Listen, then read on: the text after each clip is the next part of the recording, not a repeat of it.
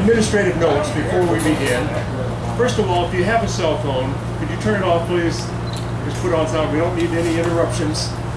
This is a very, very moving occasion. For those of you who are attending your first Ranger Memorial Service, welcome. This is really one of the primary reasons we gather as Rangers to remember our fallen comrades. So this is extremely meaningful to us. And we ask, please, that you don't talk. We keep it as a solemn service, which it is.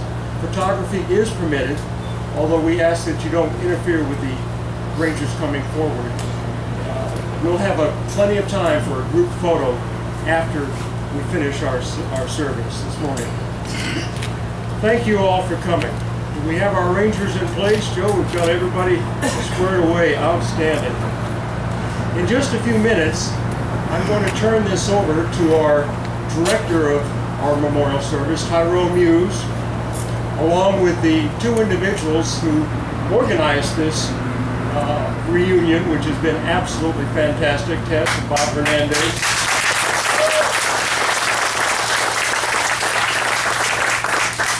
So that will give you an idea of what's going to happen when they come forward. They will be lighting some candles. And you see the small candles in front representing our fallen comrades. They'll light a candle for each man that we lost in Vietnam. On the left, on the large candle, will represent all of our Rangers that we've lost since Vietnam. Some 60 Rangers are no longer with us. We remember them in our hearts as well. And then the candle on the right here will represent all of the military that we've lost in combat and action since Vietnam. And there have been many, many of those as well.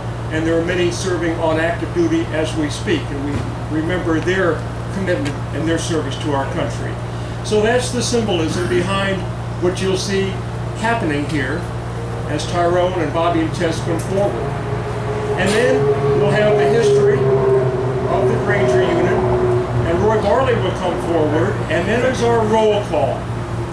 And we will call the roll, Roy will call the names of our departed comrades, and Rangers representing each will come forward with a rose, and you'll see that collection of roses grow as the names are called. They have a strong, strong place in our heart. Before we begin the service, I want to just set the stage for a moment, if I could, reading a passage that's just a chapter out of a book written by Charles Kuralt, who is a CBS news commentator, who wrote A Life on the Road. And back in 1961, he had an assignment to go to Vietnam. And that's just before we had the real troop build-up. It was about a year before Roy Nelson had the first of his 3 tours in Vietnam. But 1961 was a time when the Vietnamese Rangers were very much in combat. And Charles Kuralt went over to Saigon and wanted to get out into the field where the action was, but they said, no, you need to be in the city where it's safe. You don't need to go out there in the boonies. But he persisted, and finally they said, okay, we'll have a Vietnamese Ranger come and pick you up and take you out to the field. And his name was Lieutenant Song. And Lieutenant Song turned out to be a veteran of warfare. He came from a nationalist family. His 2 brothers had been members of the Viet Minh that expelled the French. And Son himself had taken part as a teenage foot soldier in the final siege of Dien Bien Phu in 1954. But we want a free country, he said. My family did not fight the French in order to be ruled by Ho Chi Minh. He shrugged and smiled, so now we fight on.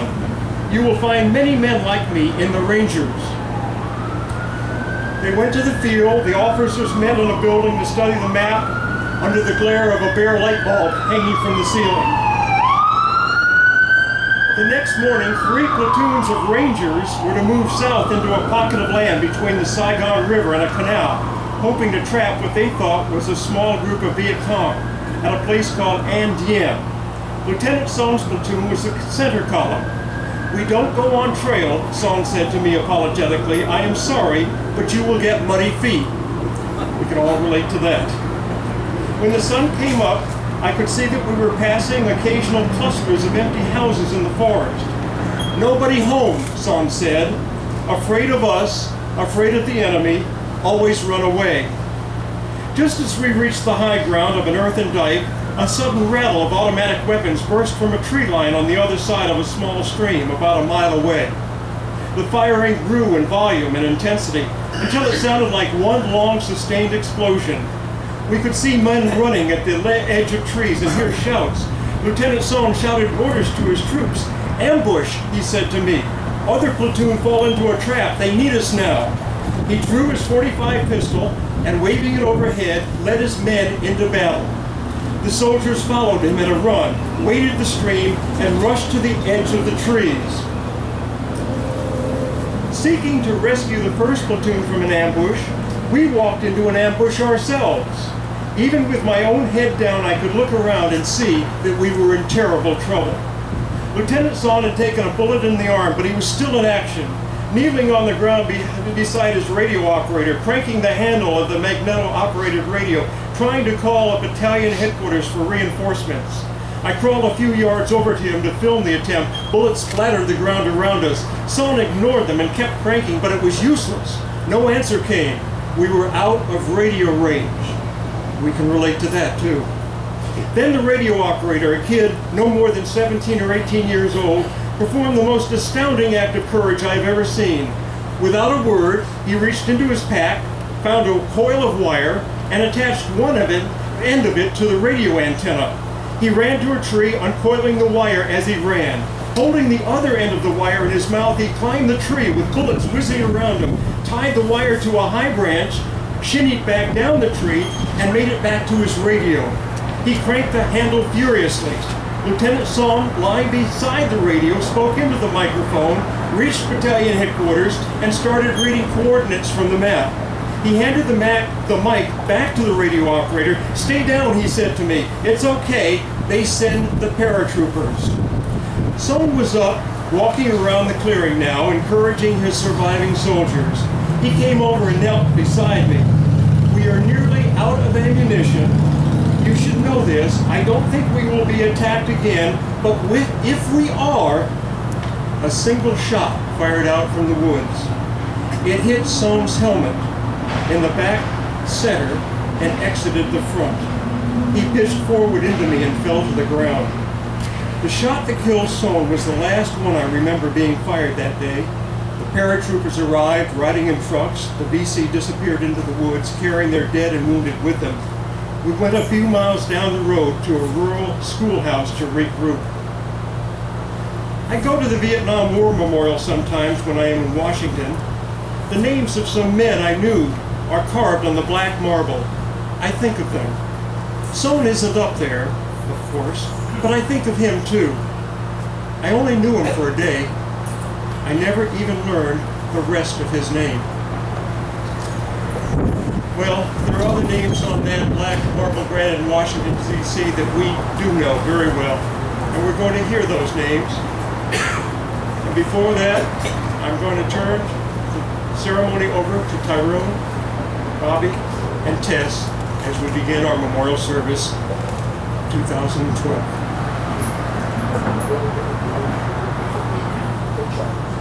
Detail and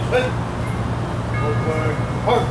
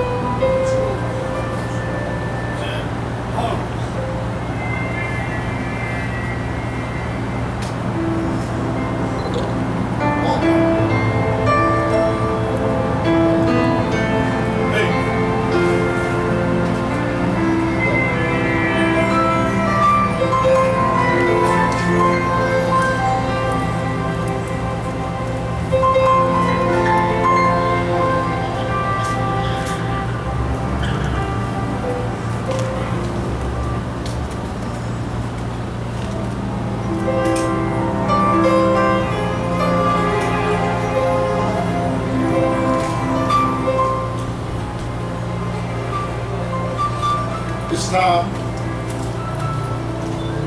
It's time. 45 years ago, we heard America's cry saying, "Who will go for me and defend our way of life?" My reply, like so many others, "Here I am, send me." Not all were volunteers, but we went anyway. This willingness to serve, not knowing what our fate will be, shows the highest level of courage and loyalty to this country. We fought the enemy with great determination. We paid a high price. 58,000 killed in action. 27 were Rangers, LRRPs, and that's why we are here this morning, to remember them, to say good morning. It's time for us to say good morning to our memories of yesterday. It's time. Their voices are now silent in that final resting place. Their frail souls no longer mortal, but have put on immortality. Pain is no longer the issue. That which was corruptible is now incorruptible. I believe they have spoke to death and asked these questions. "O death, where is thy sting? O grave, where is thy victory?" As former alert Rangers, we have an obligation, 1227, that we never forget their loss is not in vain. And we also must not forget that freedom is never free. So a few minutes, I want you to wake up your memories of yesterday and just think back when it was 45 years ago. I am persuaded that neither death, nor life, nor angels, nor principalities, nor powers, nor things present, nor things to come, nor height, nor depth, nor any other creature shall be able to separate us from the love of God, which is in Christ Jesus our Lord.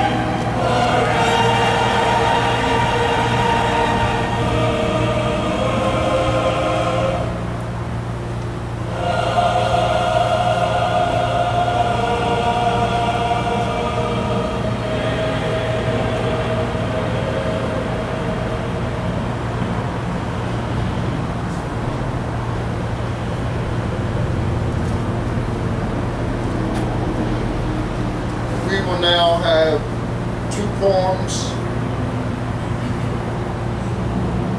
that I feel is fitting for this occasion. You've probably heard them before, but today, let it be a special. Death opens the door to life evermore. Author unknown. We live a short while on earth below, reluctant to die, for we do not know just what dark death is all about. And so we view it with fear and doubt. Not certain of what is around the bend, we look on death as the final end. To all that made us a mortal being, and yet their lives just beyond our seeing. A beautiful life so full and complete, that we should lead with hurrying feet, to walk with God by sacred streams, and my beauty and peace beyond our dreams. For all who believe in the risen Lord have been assured of this reward. And death for them is just graduation to a higher realm of wide elevation. For life on earth is just a transient affair, just a few brief years in which to prepare. So death is not sad. It's a time of elation, a joyous transition, the soul's immigration, and to a place where the soul is safe and free to live with God eternally. Death opens the door to life evermore.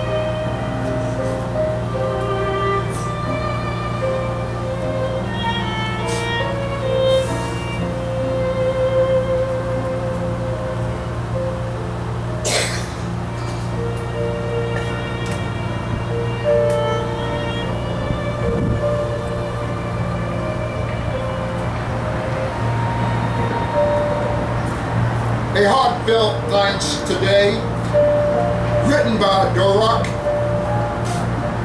for those who willingly risked their lives, for sisters, daughters, mothers, wives, for those who stood and marched away.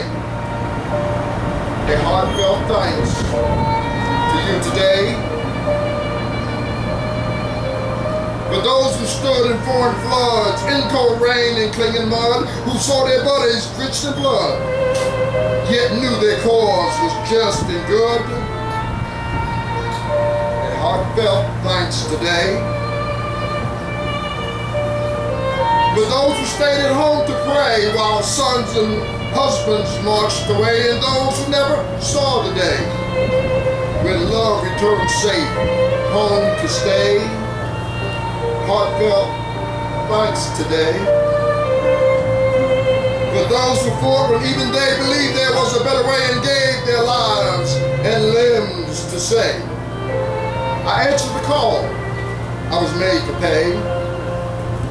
A heartfelt thanks today. Oh yes, there's both pain and grief mixed in with tears and sweet relief.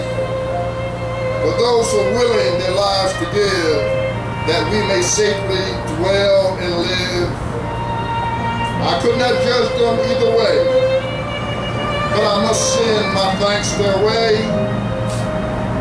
A heartfelt thanks to you today.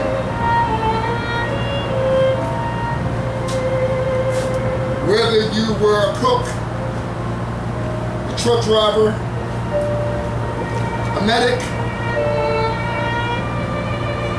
if you served on the grounds of Vietnam, I say today, you were a hero. No, you did not receive the Medal of Honor. No, you may not receive the Purple Heart. But you stood on the lines. You answered the call when America called, when she said, who will go for me? You stood up and said, here I am, send me. Today we are heroes. Today we come to honor the fallen heroes. Miss Mariah Carey makes it clear about heroes. There's a little sound of R&B but listen to what she says.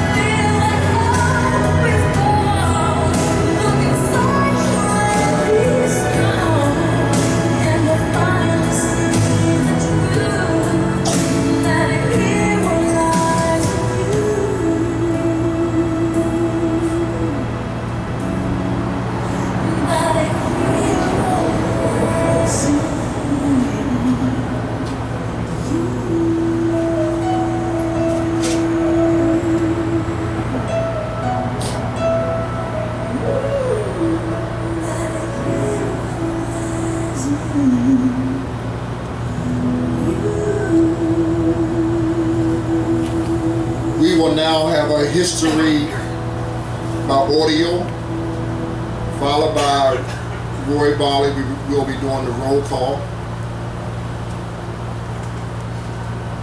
In the annals of military history, there has always been a need for long and far-ranging patrols. This need has been met with men of courage and daring, men who sacrificed personal safety for their fellow long rangers and in the defense of their country. These long-ranging patrols became commonly known as Rangers. A number of these units existed throughout American history, starting with Rogers Rangers in 1756.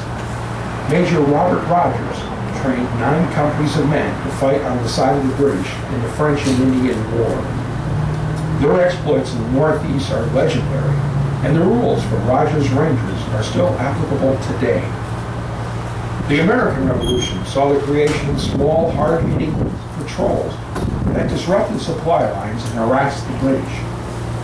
These men succeeded in the prevention of organizations of loyalists and often fought against overwhelming odds successfully. Daniel Morgan organized a unit called Morgan's Riflemen. According to British General Briand, Morgan's men were the most famous corps of the Continental Army. All of them cracked shots. In the southern colonies, another hard-hitting and fast-moving unit was led by Francis Marion, operating out of the Carolina swamps, who became known as the Swamp Fox. The American Civil War saw formations of small units that penetrated deep into enemy territory to disrupt supply lines and conduct hard-hitting ambushes. Best known unit of that time was Mosby's Rangers, commanded by John Mosby. His actions kept Union forces tied up looking and guarding against him where he was not. Both World War II and the Korean War saw the formation of Ranger companies to do raids, gather intelligence, and also to complete tasks that were deemed too difficult for common infantry. The Rangers in World War II also operated as the tip of the spear on major offenses, such as the invasion of North Africa and D-Day. In the Pacific Theater, a composite unit known as Maryland Marauders were adding a new chapter to the heritage of long-range patrol. This unit operated deep in Japanese territory and was responsible for the capture of the only all-weather airstrip in northern Burma and the release of many Allied prisoners from the Japanese POW camp nearby. Also operating in the Pacific Theater was another long-range unit called the Alamo Scouts, who conducted missions deep into enemy-held islands to pave the way for the island hopping that was to bring that theater of war to a close. The Alamo Scouts never lost a man to enemy fire. Korea saw lightning-fast raids and conducting missions deep behind the lines by companies of Rangers, who were then known by the title Airborne Ranger Companies. These brave men conducted themselves with honor and courage. With a growing presence of American forces in Vietnam, the need for small, long-ranging units to do reconnaissance work, conduct raids, and capture prisoners became evident. When the 9th Infantry Division was preparing for its deployment to Vietnam, the commanding general, Major General Peck, saw the need for such a unit after a tour of the combat theater. The order was to recruit and train a platoon-sized force that would fulfill the reconnaissance needs of the division. The call for volunteers went out. The officers selected to lead this unit were Captain James Tedder, Lieutenant Winslow Stetson, and Lieutenant Edwin Garrison. 140 men volunteered for the unit. After interviews and screening, the best 40 were selected. These men headed to the Jungle Warfare School of Canada, then to Vietnam, arriving in January 1967. The LRRPs, as they were called, faced the most daunting task. Attached as a detachment with D Troop, 3rd to 5th CAV, they were given the largest geographical area to cover in Vietnam. From the jungles of 3 Corps to the Delta area that made up 4 Corps, the men of the 9th Infantry Division LRRP accounted for themselves in a way that would have made Robert Rogers proud. Adaptation, innovation, and training were the keys to success. Joint missions with the Navy SEAL teams in Mito and While we are listening to the history, since the will those men please take their position in the back? was jungle based. We get ready for roll call. Training with waterborne operations.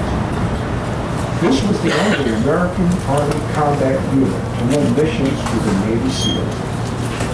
Through September and October of 1967, the unit grew to its now approved company size, and in December of 1967, under the command of Ben Clancy Matsuda, it became known as E Company, 50th Infantry, LRRP Airborne. The company continued to operate successfully in the environs of the jungle and the Delta. The exploits of these patrols became legendary in the history of the Rangers given the unique terrain that these teams operated in. The men took great pride in being on their own in the field, infiltrating into the so-called havens of the enemy and wreaking havoc. While some looked at these men as being unconventional and not really good garrison soldiers, the truth was that they were the best the Army had. In February of 1969, E Company 50th Infantry Airborne ceased to exist, and the designation was changed under the command of Dale Dickey to E Company 75th Infantry Rangers. Same missions, just a different name. Up until their formal deactivation on October 12, 1970, First Sergeant Roy the Bowie, company continued will you to please use sound take charge? and imaginative techniques and adjustment to the alien Mekong Delta environment, and applied undeviating pressure against the Viet Cong agents for supply. No other long-range patrol, Ranger unit, or missions on more difficult circumstances then did the 9th Infantry Division's long-range reconnaissance patrol, long-range patrol, Rangers. In conducting covert operations in a very difficult and dangerously populated area, there's a high risk of losing men to enemy fire. Given the nature of the missions, it's amazing that more members of this company did not lose their lives in the service of our country. It is our duty, the survivors, to never forget the courage and dedication of these special men who gave the last full devotion of duty to their country. May their souls rest in peace.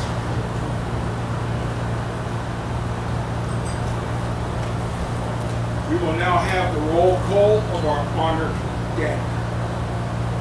Lynn Leroy Miles. Here, First Sergeant. From Des Moines, Iowa, at the age of 20, perished in the service of his country in South Vietnam 2 weeks after his 20th birthday on January 29, 1967.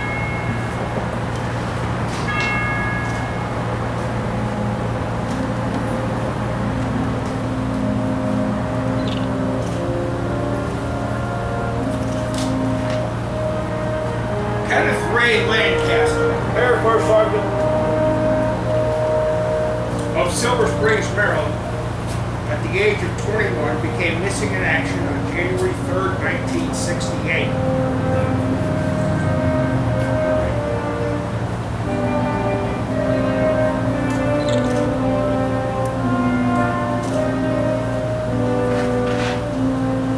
Thomas Wayne Hodge. Here, First Sergeant. Of Springfield, Illinois, perished in the service of his country at the age of 18 on the 24th of January, 1968.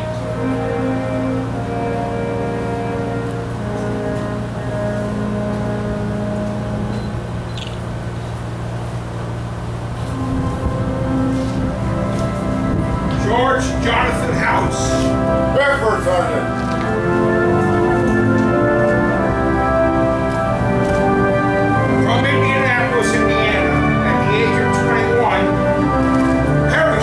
Of his country on February 11th, 1968.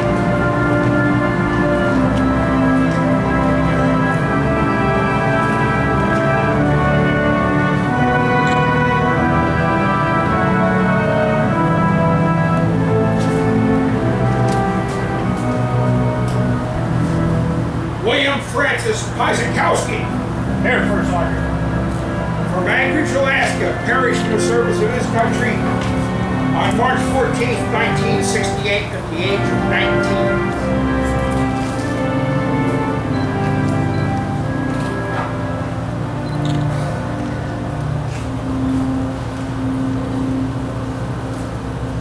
19. Joseph Melvin Jones, Air Force Sergeant. 1 month shy of his 39th birthday, perished in the service of his country on April 16, 1968. He was from Eastman, Georgia.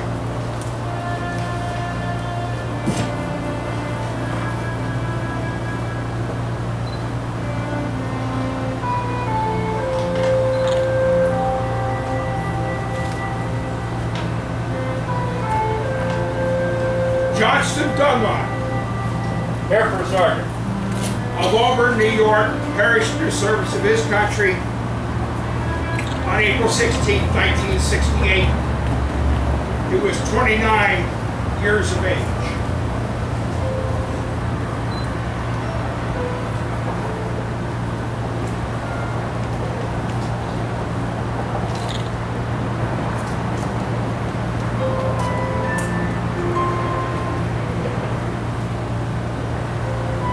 Herbert Lee Vaughn. Here, First Sergeant. From Portland, Oregon, perished in the service of his country on May 25th, 1968, at the age of 25.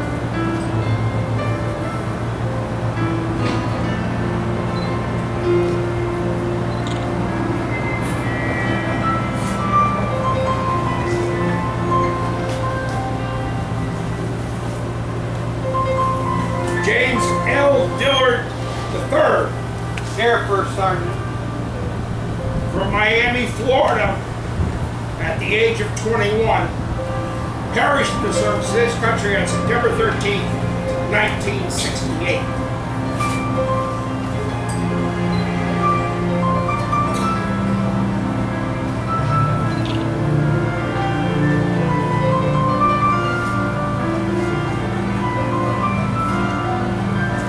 Robert John Lohine Jr. Here, First Sergeant. from New Hope, Minnesota, perished in the service of his country at the age of 21 on September 25th, 1968.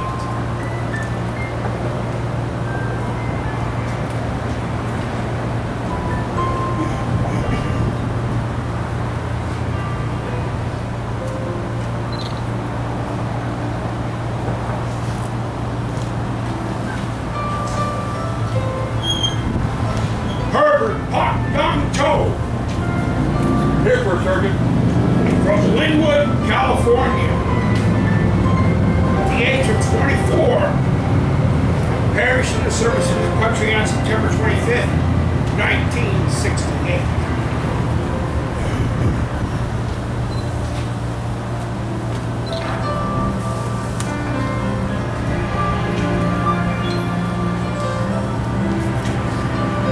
Ronald Kerwin Orr Here, First Sergeant. of Herkimer, New York, perished in the service of his country on November 4th, 1968, at the age of 19.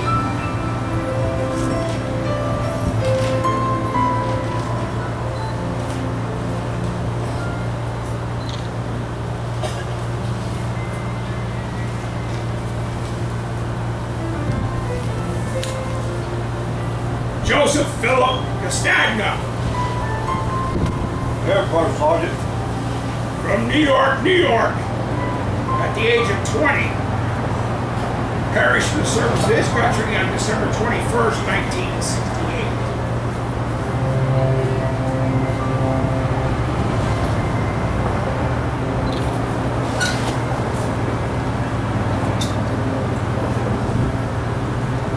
Richard Roy Bellwood, Here, First Sergeant. of Bronx, New York, at the age of 20, perished in the service of his country on January 25th, 1968.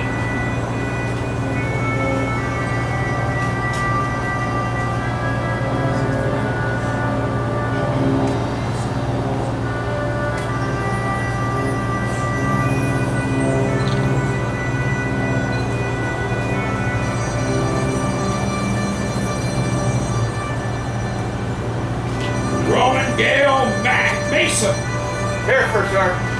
of Arnold, Mississippi, at the age of 21, perished in the service of his country on January 27th, 1969.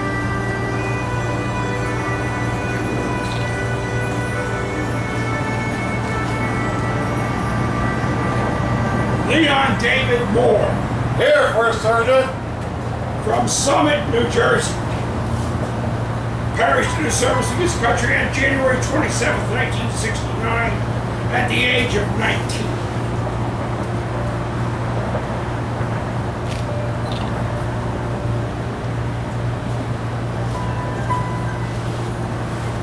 Richard Victor Thompson. Here, First Sergeant. From Auburn, California, at the age of 21, perished in the service of his country on January 27th, 1969.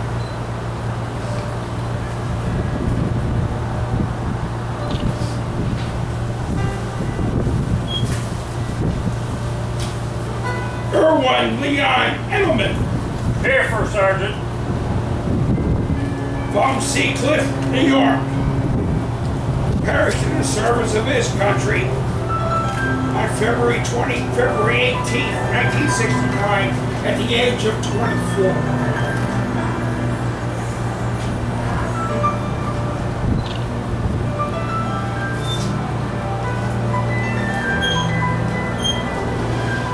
Warren G.H. Lazat Jr. Here, First Sergeant. From Des Moines, Iowa, perished in the service of his country on February 18, 1969, at the age of 20.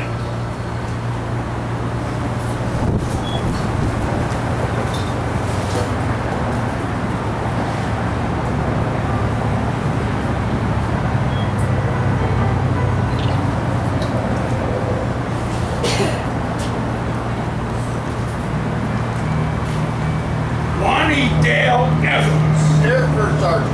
Out of Monroe, Louisiana, at the age of 19, perished in the service of his country on April 10th, 1969.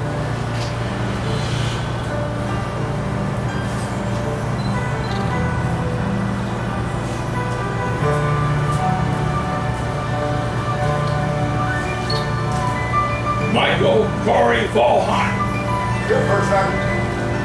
From Haywood, California, perished in the service of his country on May 29, 1969. He was 20 years old.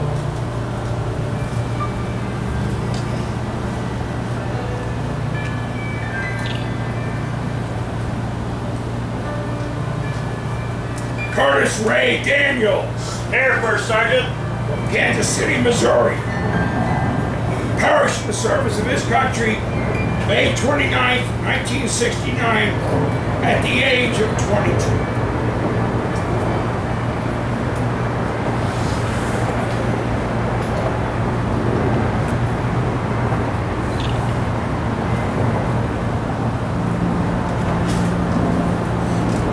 Herbert Cornelius Frost. Here, First Sergeant.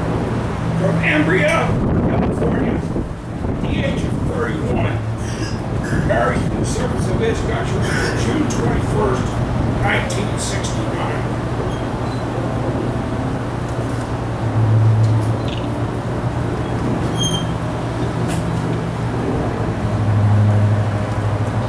Jonathan Lee Lamb.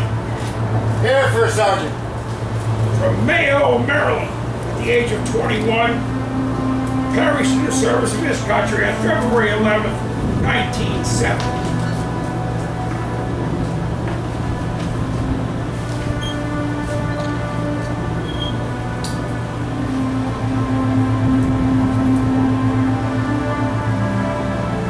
Robert Lamore Bryant.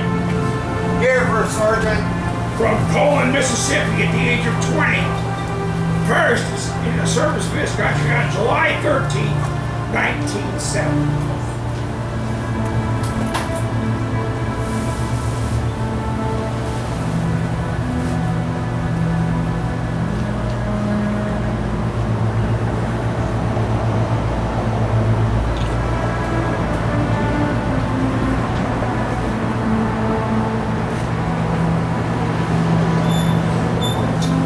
Mark Joseph Tussing Here, First Sergeant.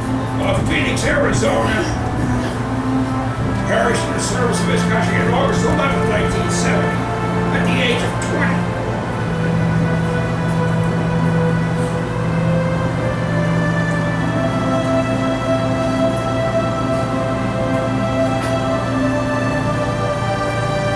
Ray Gallardo died as wounds received in Vietnam on February 8th, 1972. Here, First Sergeant.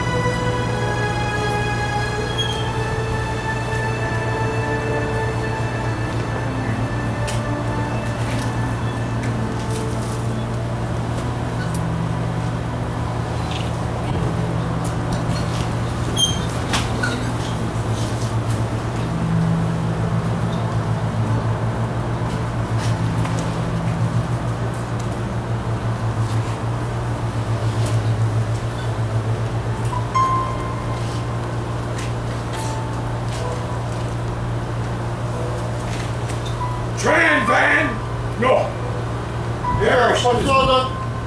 Perished in the service of this country in 1971.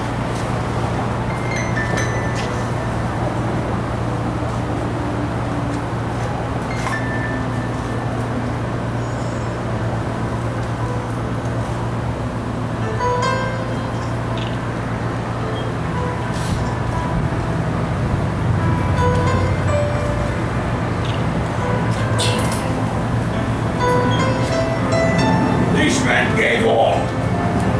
May their souls rest in peace.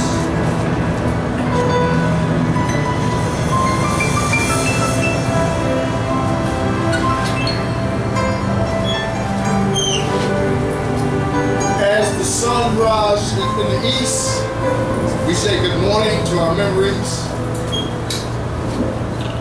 As the sun sets in the west, we say good night. We will now have our taps to end this ceremony. Bob.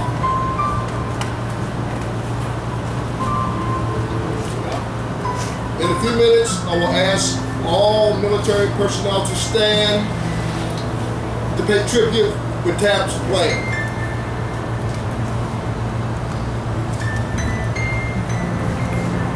At this moment, I will have all military people stand right now, please.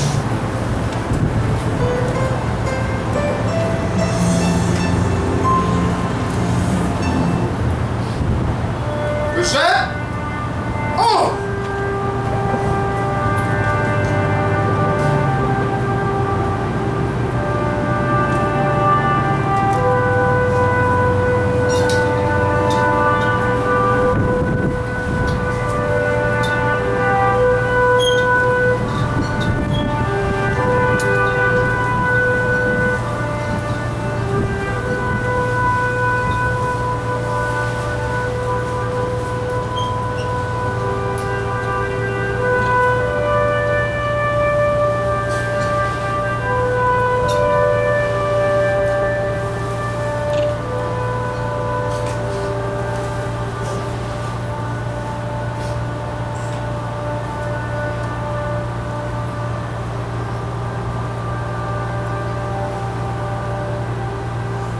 Ready up?